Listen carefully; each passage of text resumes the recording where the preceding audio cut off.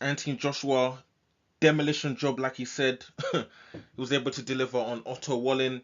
And Eddie Hearn's come out with three names. Three names he's talked about. Anthony Joshua possibly fighting Deontay Wilder fight. Not one of those fights, unfortunately. Wilder's not able to get through. Joseph Parker and Eddie Hearn's come out and said that obviously it seemed like that fight is not really deemed as it's not deemed as big as it otherwise would have been if Wilder was to knock out Joseph Parker in devastating fashion. So Anthony Joshua, Eddie Hearn's team looking at other options. Hopefully Wilder can possibly rebuild himself. And we know Wilder, if he can get a string of two knockouts together, all of a sudden people's talking about Wilder versus AJ again, because it seems as if people only seem to remember your last performance and not what maybe you're capable of doing based on previous fights. So before I jump into everything, be sure to like my video, share the video, drop your comments in the comment section below, subscribe to my channel here, follow me on Instagram at official KO Boxing Vibe, and hit me up on Twitter at KO Boxing Vibe 1. So Eddie Hearn has talked about Francis Ngannou possibly being one of the next fights. Francis Ngannou himself tweeting after, I think it was after the Wilder fight, saying like it's gonna be interesting. I think Ngannou, to be fair, he was eyeing that Wilder fight. He was thinking, listen, Wilder was a bit inactive, didn't let his hands go, and he saw what Joseph Parker did, and he's thinking maybe I could, put Wilder out myself.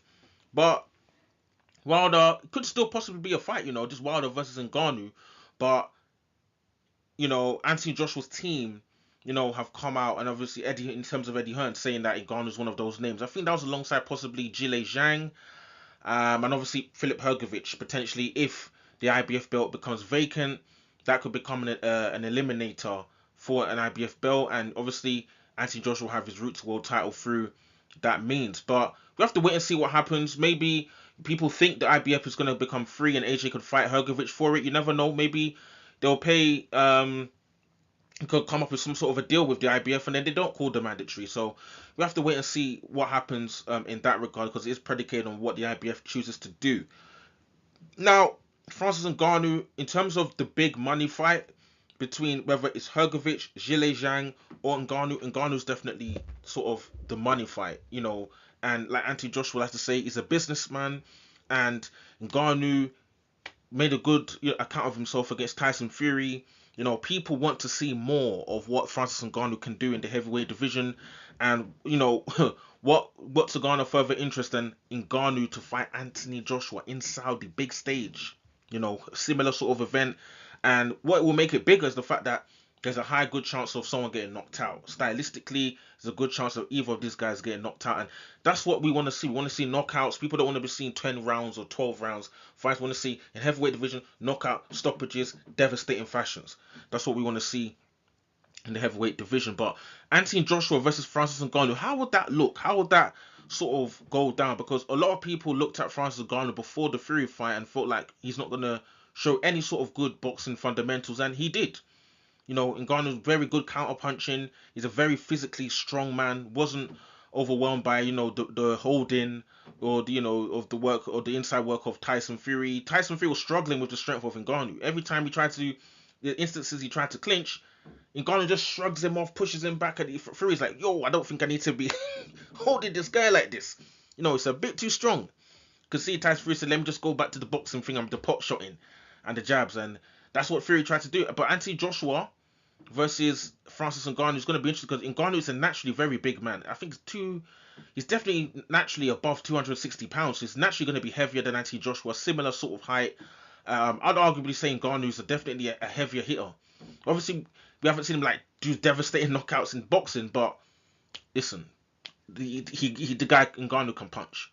So let's not underestimate his boxing fundamentals and capabilities. Obviously, Anthony Joshua is definitely more grounded fundamentally in boxing than Ngannou. He's more proven in terms of his knockout wins in the heavyweight division in boxing as well. But Ngannou definitely, if he's dropping Tyson Fury with a left hook, Ngannou's definitely got the ability to drop Anthony Joshua. If he lands him, like, he can set up a shot, counter shot, or any sort of. He definitely has the power to drop Anthony Joshua. At the end of the day, it is heavyweight boxing, but Anthony Joshua definitely the favorite to beat Ngannou.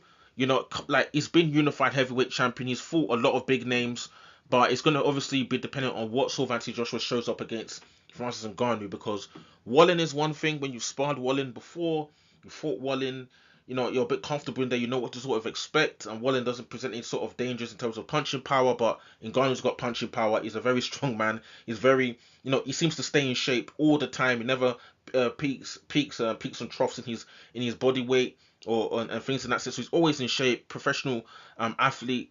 More so than Tyson Fury seems to balloon up and down in weight, but you know, still seems to manage to get through fights. But Gunn's a very peak, always peak in shape. Same with Anthony Joshua as well. So I think this fight is definitely going to garner the interest of the casual fans, especially the casual fans that don't even know boxing. They look at these two guys, the way they're built, and they're thinking, listen, this is what we want to see. That's going to be interesting. That's what they're looking at. So we have to wait and see what happens in this regard. Will Anthony Joshua take on Francis Ngannou? Is Eddie Hearn just saying it just to create a buzz around Anthony Joshua?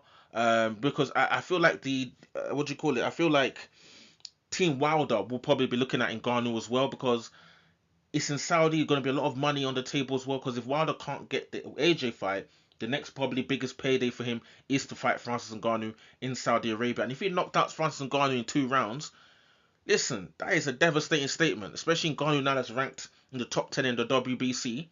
You know, Ngannou, you know, people can compare that performance to Tyson Fury. Everyone's going to use Tyson Fury's performance now as a sort of benchmark for people's performance against Francis Ngannou. But yeah, it's going to be interesting. It's good. I feel like Ngannou, you know, he's all of a sudden in his first professional boxing match against Tyson Fury, becomes a sort of a commercial. I don't want to say cash cow, you know, but he's good. A Ngannou fight will put people in their seats. Will put bums on seats. Let's just put it that way. People are showing up to watch the fights. People want to see what's going to happen. Can Ngannou knock out someone that's been boxing for how many years? Can we get, you know, two big punches in there and see who's the baddest puncher on the planet? Like, look at these two guys, like casual. They've bought the pay-per-view, man. Let's see what happens, man. Drop your comments in the comment section below. Anthony Joshua possibly taking on Francis Ngannou. Francis Ngannou's got so many options. He's got the mixed martial art options. I think what's the name of the is it? There's a group now, I can't remember. Like it's part of, is it PFL something like that, or Professional Fighting League? I assume that's what it stands for. Wilder's there. You know, they can sell that fight as who's the baddest punchers on the planet, and especially with that Wilder fight in particular, because I'm probably gonna make a video on that, but where Wilder's gonna go from here. But Anti Joshua, Francis Ngannou versus Deontay Wilder, they can build as who's the baddest punchers on the planet. And considering Wilder's performance previously, where he didn't look that good fundamentally, people's gonna think this is a 50-50 fight. So I think that fight will sell. Anthony Joshua versus Ngannou will definitely sell as well, just because of what Ngannou was able to do against Fury. And yeah, there's a lot of money on the table right out there in Saudi with a bunch of these heavyweights: Wilder, AJ, Ngannou, Fury's gonna fight Usyk.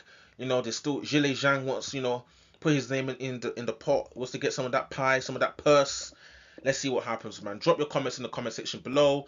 Be sure to like this video, share this video, and share it on all platforms. Cool.